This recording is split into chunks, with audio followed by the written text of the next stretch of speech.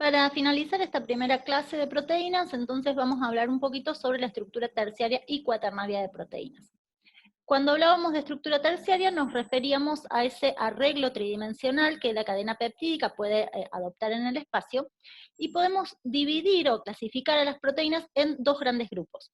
Por un lado tenemos las proteínas fibrosas, que tienen un arreglo extendido, que normalmente tienen un solo tipo de estructura secundaria, como por ejemplo la queratina, ¿sí? Que es la proteína que forma parte de las uñas o el pelo, por ejemplo, que tiene una estructura alfa hélice. Y las funciones de estas proteínas de tipo fibrosas es la de dar soporte, forma o una protección externa a las células.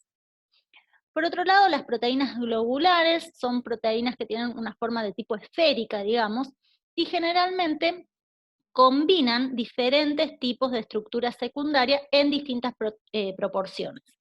Estas proteínas tienen múltiples funciones, pueden ser enzimas, proteínas de transporte, proteínas que están involucradas en la señalización celular, etc.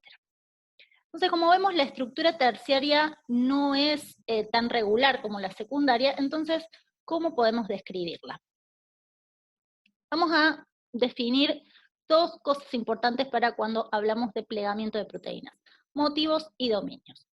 Un motivo o estructura supersecundaria es una combinación simple de unos pocos elementos de estructura secundaria, ¿sí? Esto, acá les muestro algunos ejemplos. En este caso es alfa, giro alfa, o dos alfa hélices unidas por un lazo, ¿sí? El lazo beta es la forma más común que dos hebras beta antiparalelas se acomodan, y cuando tengo una hoja beta paralela, generalmente esas dos hebras están conectadas a través de un alfa hélice. El motivo griego es una forma muy común en la que las hojas beta se pueden acomodar, y se llaman así porque se parece a los motivos que hacían los griegos, justamente. Entonces la idea es que cuando miramos la estructura de una proteína, podemos identificar estos elementos más simples, ¿sí? Y los podemos combinar de diferentes maneras para describir ese arreglo tridimensional. El dominio es una cadena peptídica o parte de la proteína que puede plegarse independientemente en ese arreglo tridimensional estable cuando se la separa del resto de la proteína, ¿sí? Es decir, adopta esa estructura tridimensional por más que no esté el resto de la cadena peptídica. Según el contenido de estructura secundaria de ese dominio o proteína, las podemos clasificar también como proteínas todo alfa, porque solamente tienen alfa hélices; proteínas todo beta, porque tienen prácticamente todas hojas beta; o proteínas que combinan alfa y beta. Y acá distinguimos dos tipos. Uno que es alfa-beta, en donde esos dos tipos de estructura están mezclados, o alfa más beta, en donde tenemos una región que es claramente alfa y otra región que es claramente beta. Generalmente esos dominios estructurales también son dominios funcionales, es decir, tienen la misma función. Y una proteína puede tener uno o muchos dominios. Cuanto más grande sea la proteína, más dominios puede llegar a tener. Acá les muestro un ejemplo de un tipo de plegado que se llama tiorredoxina, no importa el nombre, y tiene esta forma, esta topología, ¿sí? Esta distribución y tipo de arreglo en el espacio de la cadena peptídica. En este caso, corresponde a el plegamiento que se encuentra en coli. Ahora, este mismo plegamiento se encuentra en este dominio N-terminal de una chaperona. Y este mismo plegamiento se encuentra en los 4 dominios de esta otra proteína que pertenece a levaduras. Entonces yo podría decir, por ejemplo, que todas estas proteínas pueden tener esta misma función que tiene este plegamiento.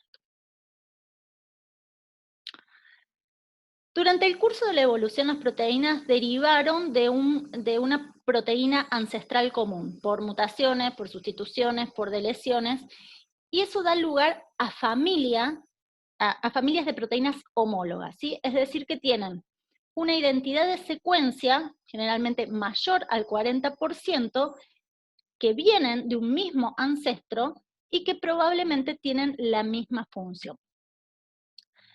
Sin embargo, hay proteínas homólogas también, es decir, que vienen de un mismo ancestro, pero son mucho más remotas en la evolución.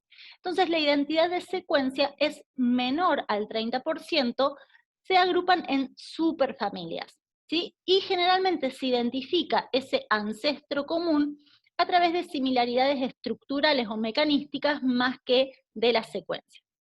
Acá les muestro un ejemplo, que es de una superfamilia de una proteasa, y acá en este gráfico les muestro la identidad de secuencia de 80 miembros de esta superfamilia, y el alto de las barras indica cuán homólogos son, cuán conservado está ese aminoácido. Y fíjense que es bastante pobre, ¿sí?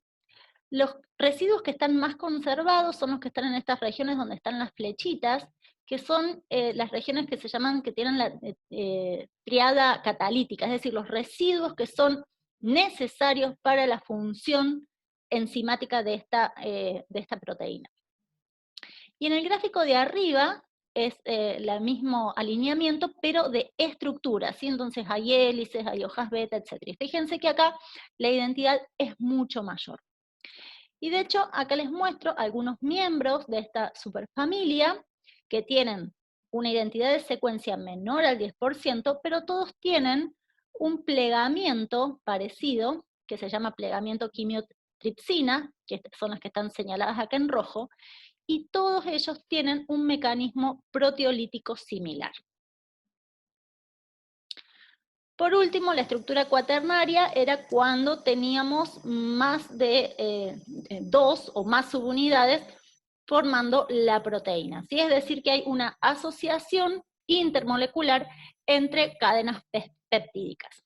Puede haber algunas que son simples, por ejemplo, un dímero, o mucho más complejas, por ejemplo, un icosaedro. Y además pueden ser, estas subunidades pueden ser iguales, por ejemplo, un homodímero, o diferentes, y tenemos un heterodímero. Muchos de estos complejos son simétricos, ¿sí? Por ejemplo, son proteínas iguales, ¿sí? Las distintas subunidades, porque eso requiere una complementariedad en las regiones de interacción que vamos a ver en otra clase. Así que bueno, con esto terminamos la primera clase de proteínas y nos vemos en la siguiente.